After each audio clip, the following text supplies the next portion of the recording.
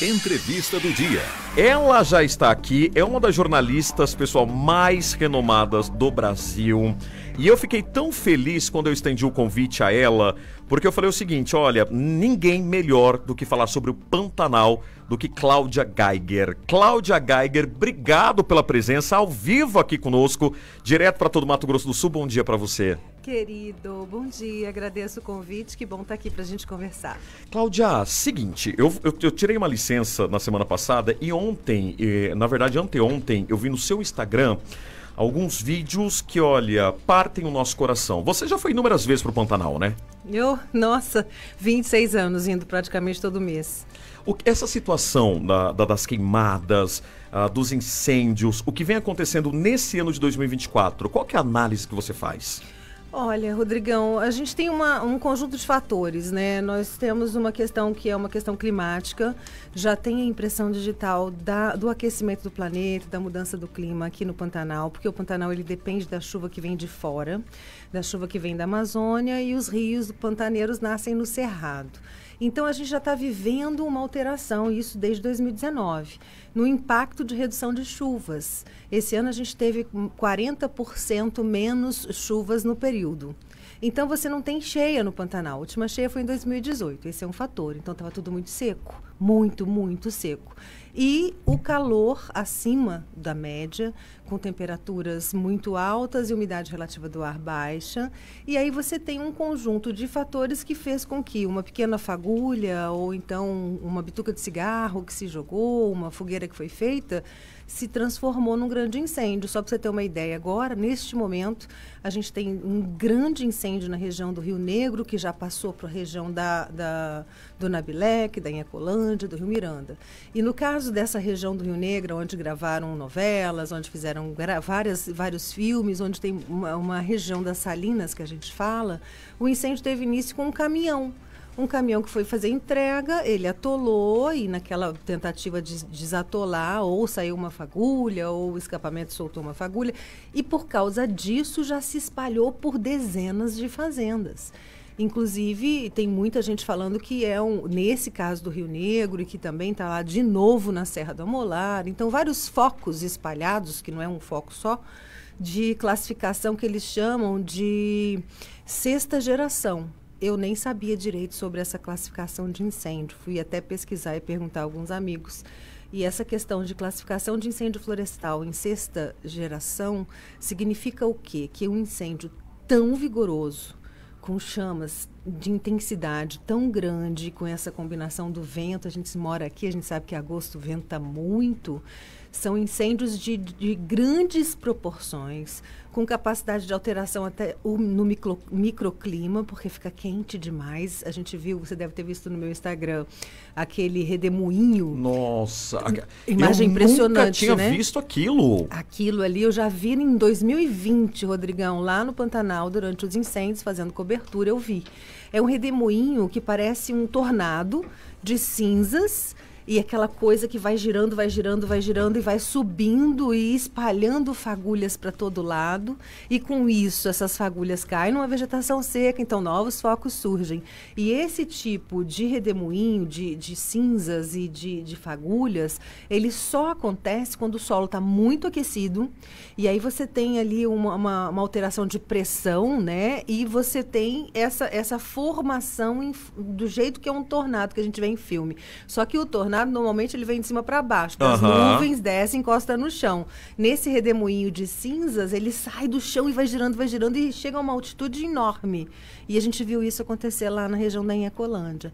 Então, nós vivemos uma questão que precisa ser vista com muita preocupação, que é essa alteração no clima. Está muito seco, Rodrigão. Não sei se você tem passado pelo Pantanal recentemente. As fazendas não têm água, os rios estão com níveis muito abaixo da média. Agora, Cláudia, eu fico imaginando o seguinte, lá atrás, né, a gente sempre falou assim, nas mudanças climáticas, a gente sempre falou nessas questões, né, lá atrás, né, não se havia trabalhado o manejo, eu acredito, para cuidar do nosso bioma, e agora a gente vê aí a ministra vindo direto para Mato Grosso do Sul, as ações, né, sendo trazidas para Mato Grosso e Mato Grosso do Sul. Você acredita que são ações tardias? Porque isso a gente já sabia lá atrás que ia acontecer, né? Concordo com você. Então, eu sempre falo assim, não que a gente teria condição de evitar o fogo no Pantanal. Primeiro que o fogo faz parte do bioma. Sempre teve incêndio no Pantanal, sempre teve fogo. O pantaneiro antigo, quando você vai conversar, eles falam, olha, chegava o período logo depois da cheia, que a gente dava uma caixinha de fósforo para o nosso peão, ele ia lá e queimava só uma área para diminuir biomassa. Só que isso mudou nos últimos anos. Hoje precisa-se de autorização para fazer a queima prescrita. Então, o Mato Grosso do Sul foi o primeiro estado brasileiro a ter uma regra. Em 2021 foi editado a Lei Estadual de Manejo Integrado do Fogo. O que é essa lei? Ela prevê educação ambiental, ela prevê uma série de coisas, entre elas o manejo, que é a queima prescrita da biomassa para reduzir essa quantidade de vegetação seca e, se acontecer um incêndio, não se transformar num incêndio florestal de grandes proporções. Mas aí você vai retroagindo, 2021, viu? Foi logo depois daquele grande incêndio de 2020. De 2020. Aí eu até pedi essa informação ao governo do estado, até hoje não me responderam, isso já tem uns 2 meses mais ou menos que eu pedi essa informação, para saber quantas propriedades conseguiram a autorização do IMASul para fazer essa queima prescrita, quantas fizeram. Primeiro, é muito caro. O proprietário tem que fazer. Segundo, tem que ter a presença do Corpo de Bombeiros, como diz a lei, para coordenar. E terceiro, tem que ter uma autorização do IMASul. Então, é um conjunto. Quando você não tem isso no tempo que a gente chama de janela de segurança, que tem que ser logo depois daquelas chuvas, tipo março, abril, que está meio molhadinho, úmido ainda o solo para fazer a queima. Quando você não faz, não dá para fazer depois, porque já começa a seca, já começa o vento. Então, só aí você já tem uma resposta de que demorou a se trabalhar a prevenção de redução de biomassa. Esse ano de 2024, quando os incêndios começaram, também demorou um pouco a vinda do reforço federal. A diferença de 2024 para 2020 é que quando veio o reforço federal, veio com força. Hoje nós temos mais de 15 aeronaves, a gente tem mais de 500 pessoas trabalhando, veio gente de fora, de tudo quanto é canto. Só que eu sempre faço essa pergunta, não daria para ter reduzido a dimensão desse fogo se lá atrás, 2021, 2022, 2023, tivesse sido feita essa prevenção? A gente só não vai saber, né? É uma questão de ficar buscando respostas. Cláudia, mas você sabe que a gente faz...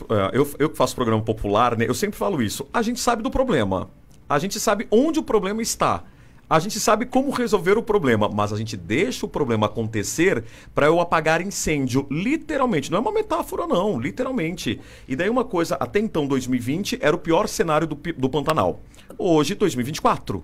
Ainda não chegamos ao tamanho do que foi 2020. 2020 houve uma queima de 1/3 do bioma. Então, queimou o Pantanal em Mato Grosso do Sul, queimou o Pantanal em Mato Grosso. E quando a gente fala queimou o Pantanal, é importante as pessoas terem em mente que o bioma Pantanal ele é dividido em 11 sub-regiões. Então, são 11 pantanais dentro de um Pantanal. Não é o Pantanal todo que está queimando. Existem áreas onde o fogo não chegou. Mas essas áreas que estão queimando em 2024 são as mesmas que queimaram lá em 2020 e 2019. Então, você tem fogo na Inhacolândia, você tem fogo no Nabilec, você tem fogo na Serra do Amolar, você tem fogo no Pantanal de Miranda. E o que isso significa? Significa que a natureza não está tendo tempo de se recompor. E eu digo recompor porque o Pantanal é uma mistura de vários biomas, então tem algumas espécies de vegetação que ela precisa do fogo para germinar, como no Cerrado. Agora, outras não. Então, se você teve grandes incêndios em 2019, em 2020, em 2021, 2022, deu um suspirinho porque teve um pouco de cheia, 23 queimou, aí 24 de novo, você está ali passando literalmente o fogo em cima da biodiversidade pantaneira. Para reconstruir, para voltar ao ser o que era, não é de um dia para o outro, não é daqui 1 ano, não é daqui 5 anos. leva tempo, leva décadas, é isso? Ai, Rodrigo, eu posso te dizer que não vai voltar a ser como era, não. Os Não cientistas volta. já falam o seguinte, que você tem uma capacidade de resiliência no Pantanal. O que que é resiliência? É daquele ambiente se recuperar sozinho, da natureza dar conta, que já está bem exaurido. Aí você precisa de restauração. Restauração é o quê? É fazer plantio das espécies nativas que ocorriam ali. No caso da restauração, é muito demorado. Você planta mudinha, você tem alguns trabalhos que são excepcionais, mas que demoram muito para dar surtir efeito. E fora isso tem a fauna, tem os animais. Então tem espécies que perderam o ano reprodutivo em 2020 por causa do fogo.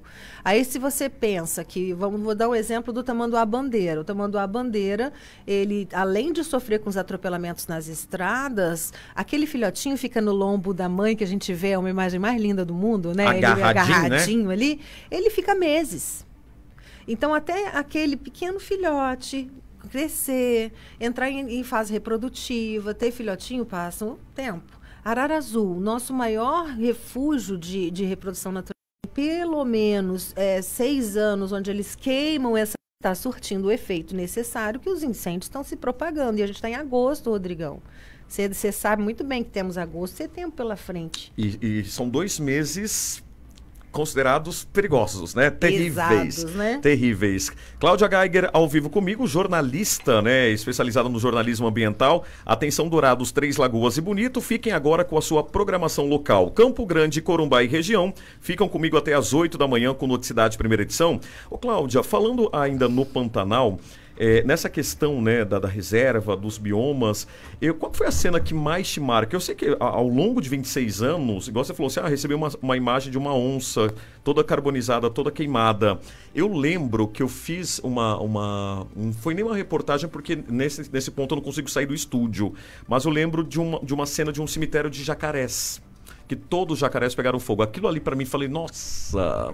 E eu amo o Pantanal. Eu fui 3 vezes para o Pantanal.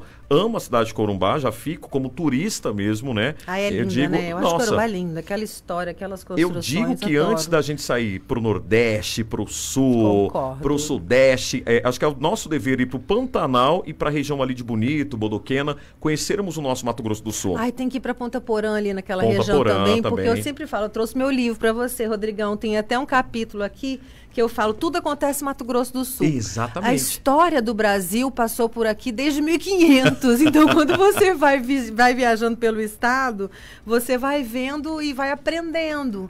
Então, assim, o Pantanal, óbvio, é a maior planície alagável do planeta. 65% do Pantanal estão em Mato Grosso do Sul. Então, nos pertencem. Só que, quando a gente fala nos pertencem, isso é relativo. Porque 95% do Pantanal são terras privadas. São propriedades privadas. Então, o Pantanal tem dono, gente. Não é nosso, não. Eu tô aqui na live. Pessoal, pode entrar no Facebook agora, Cidade 97. Diário de uma repórter no Pantanal. Cláudia Geiger. Você escreveu esse livro quando, Cláudia? Menino, essa é uma pergunta difícil de responder. Ao longo dos 26 anos. Não, porque eu tenho mania, você me conhece, eu tenho mania assim, eu sempre, quando eu voltava das reportagens, eu colocava no papel as minhas impressões, meus sentimentos, o que eu aprendi, o que eu vi. E também tudo aquilo que eu tinha feito de produção, pré-produção, porque além de repórter, eu sempre produzia as reportagens. Então, eu que tinha as fontes, eu ligava para as fontes, para os pesquisadores, ligava, obviamente, em alguns momentos tinha os meus colegas de redação, mas em 80%, 90% dos casos a produção era minha.